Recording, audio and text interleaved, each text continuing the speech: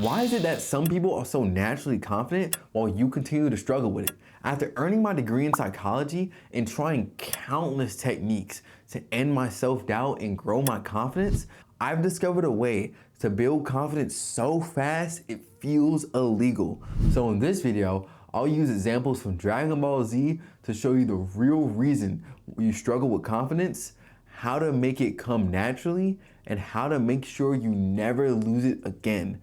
To start, I'll show you the real reason you're struggling with confidence by taking a look at Vegeta's hidden character arc in Dragon Ball Z. During the Android saga of Dragon Ball Z, Vegeta was facing off against Android 19 after saving Goku.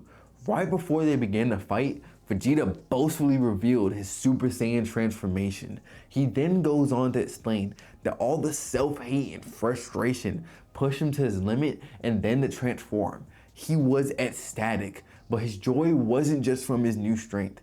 It came from believing that he finally surpassed Goku. But later that same day, he would suffer a major loss and his confidence would be shot. This would become a pattern for Vegeta whenever he fell ahead of Goku. His confidence would skyrocket, but then the moment he fell behind, he was incredibly hard on himself. Vegeta's short-lived bursts of confidence can often mirror what it's like for us who struggle with confidence in real life. Naturally, we compare ourselves to others to see where we measure up. I know this because I used to do the same thing. Throughout a lot of my life, at work, at school, and in social settings, I would be constantly surrounded by people who were just better than me. And it seemed like they were good at almost everything that I wasn't.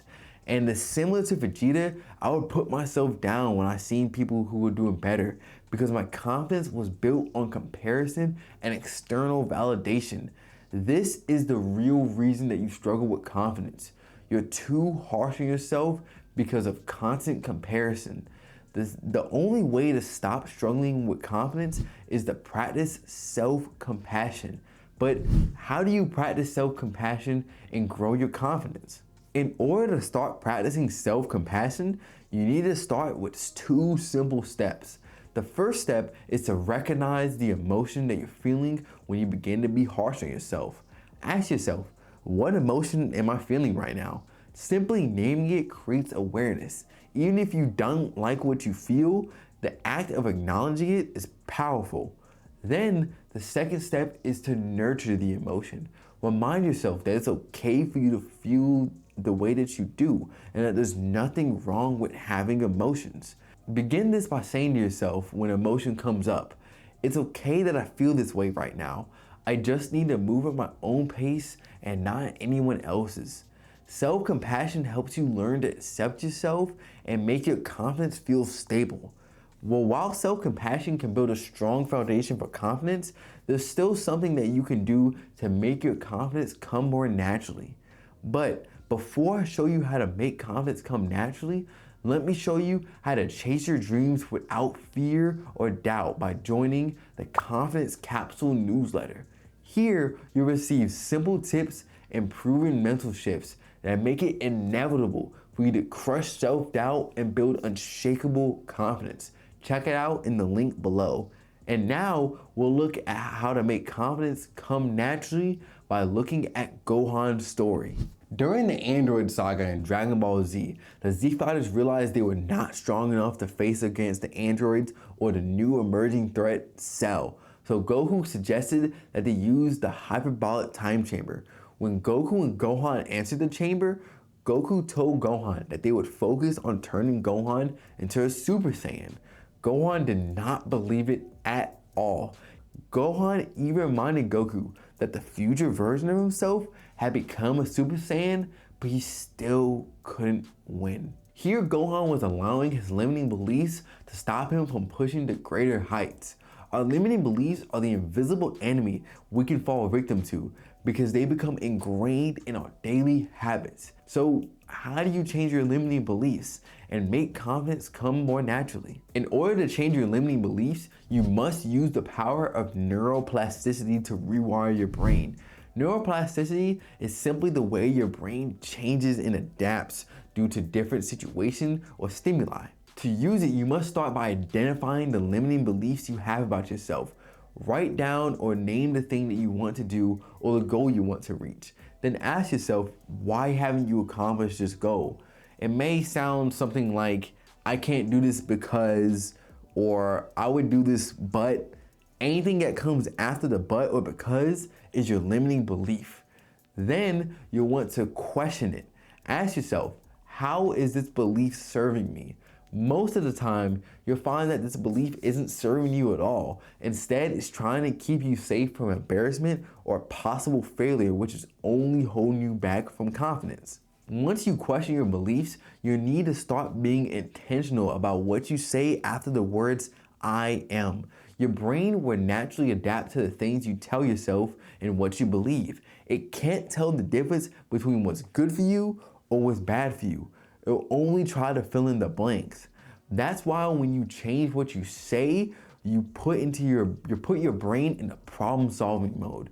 And if you start saying that you can accomplish your goals by saying that I'm capable or I can accomplish this, your brain and your habits will naturally begin to get in line with those new beliefs, which boosts your confidence.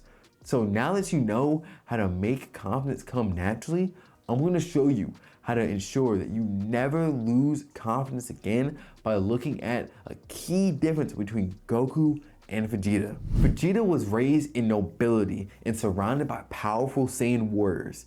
He was taught that he was the strongest in the universe and that no one could touch him. His environment shaped him into a hardened warrior full of pride and ego. Goku, on the other hand, was raised around many great teachers and masters, which fundamentally shaped who he was and who he would become as an adult. He grew into a kind-hearted adult who always did his best to protect his friends and those around him. If Vegeta's environment led him to pride and ego, and Goku's led him to kindness and growth, then the same is true for you. The people, influences, and experiences around you are constantly shaping what you believe about yourself. And that belief is the foundation of your confidence. So if your environment shapes your confidence, how can you start shaping your environment so that you never lose it again? Then the first step you need to make is to start shaping your environment with intention. Doubt thrives in old environments, old habits, and old influences. The things that keep you stuck in who you are or who you used to be. To break the cycle, you need to surround yourself with things that build you up instead of tear you down. When I was younger and growing up, I learned this lesson firsthand. I was surrounded by people who drained my energy and weren't the most encouraging, which made it hard to stay confident, especially when I didn't have much to begin with at the time. But once I stepped into a different environment, things slowly started to change because I was finally surrounded by people who lifted me up. You don't need to flip your whole life overnight, but you do need to be intentional about what you're surrounding yourself with. Because over time, your environment will either reinforce your self-doubt or grow your confidence. Ultimately, the choice is yours. Growing your confidence is something that can happen quickly, but it can be delayed if you don't deal with your self-doubt. So click this video on your screen now to learn how to make your self-doubt vanish forever.